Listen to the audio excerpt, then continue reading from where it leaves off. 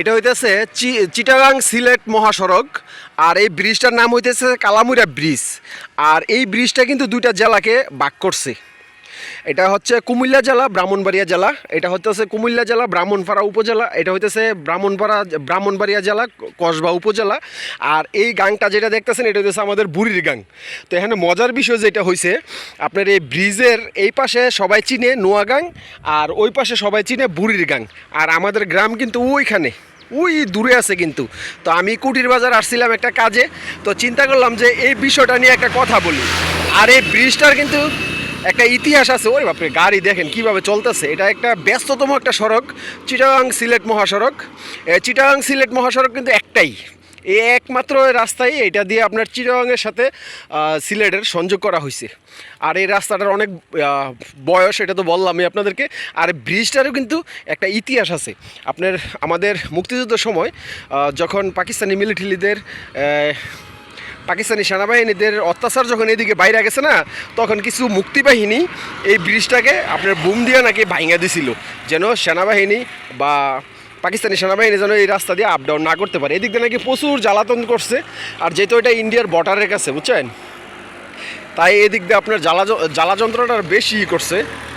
আপনার আধা ঘন্টা ধরে ট্রাই করতেছি ভিডিও বানানোর জন্য, গাড়ির এত চাপ। আর বিশেষ করে সন্ধ্যার পরে আরও বেশি চাপ থাকে গাড়ির। চিটাগাং আর হচ্ছে সিলেটের যে দূরপাল্লার গাড়িগুলো, এগুলো চলে সন্ধ্যার পরেই বেশি আর কি। দিনের বেলাও চলে, সন্ধ্যার পরে বেশি চলে আর কি। তো বিষয় হইতেছে এটা। আর সবচেয়ে মজার বিষয় যেটা হইতেছে, আমি আপনাদেরকে বললাম আগেই যে আমাদের এই ব্রিজের ওই পশ্চিম পাড়েও গাঙ্গের নাম হইতেছে বুড়ির গাং, আর পূর্ব পাশের নাম হইতেছে ওরে বাপরে বাপ। আর পূর্ব পাশের নাম হইতেছে আপনার নোয়াগাং। তো এটা যেরকম আপনার কলকাতাতে আমাদের পদ্মা নদীটার নাম রয়েছে গঙ্গা, আর আমাদের বাংলাদেশে আয়া হয়েছে পদ্মা। হ্যাঁ, তো এরকমই জায়গায় জায়গায় আপনার গাঙ্গের নাম বা নদীর নাম চেঞ্জ হয়ে যায় আর কি। তো এই বিষয় হইতেছে যে এইদিকের মানুষ কাউকে যদি জিজ্ঞেস করেন যে ভাই এই গাঙ্গের নাম কি, সবাই বলবে অনায়াসে নোয়াগাং। আর আমাদের ওইদিকে যদি কাউকে জিজ্ঞেস করেন সবাই বলবে বুড়ির গাং। এখান থেকে একবারে মেঘনা পর্যন্ত বুড়ির গাং, আর এখান থেকে একবারে আগরতলা পর্যন্ত হইতেছে নোয়াগাং। তো খাল কিন্তু একটাই বা গাং কিন্তু একটাই, কিন্তু নাম জায়গায় জায়গায় চেঞ্জ আর কি। তো আর এটা তো বললামই। আর আমি এখন যেখানে আছি এটা হইতেছে দুই জেলার মাঝামাঝি, ব্রাহ্মণবাড়িয়া জেলা আর হচ্ছে আপনার কুমিল্লা জেলা। 1984 সালে যখন আপনার দুইটা জেলাকে ভাগ করার চিন্তাভাবনা করে, কুমিল্লা জেলাকে যখন 3টা করার চিন্তাভাবনা করে, তখনকার নাকি শুনছি আপনার এইটাকে দুই জেলার বর্ডার ধরা হয়েছে, কসবা উপজেলা আর ব্রাহ্মণপাড়া উপজেলা। তো এই হইতেছে পরিস্থিতি।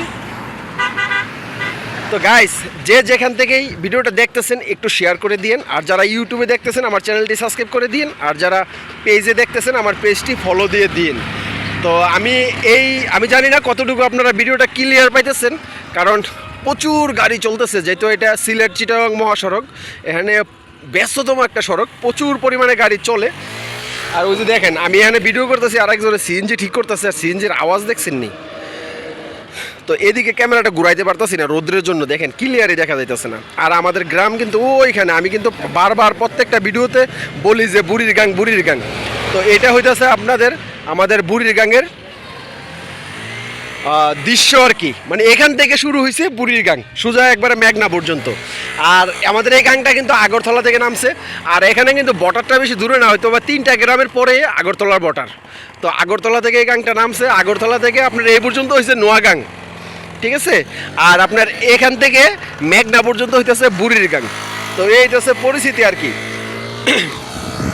তো গাইস, যাই একটু ভিডিও করতে লইছিলাম, ওই যে পিসের সিএনজিটা ঠিক করাতে প্রচুর পরিমাণে নয়েজ আসতেছে। তো সবাই ক্ষমা সুন্দর দৃষ্টিতে দেখবেন। আর এই সড়কটা একবারে সিঙ্গেল একটা সড়ক, একটা বিপজ্জনক একটা সড়ক। যখন আমি মাঝে মাঝে বাইক নিয়ে আসি আমার প্রচুর ভয় করে।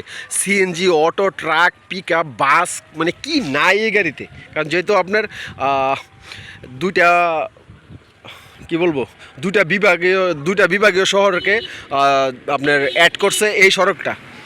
তো এইটা হচ্ছে বিষয় আর কি।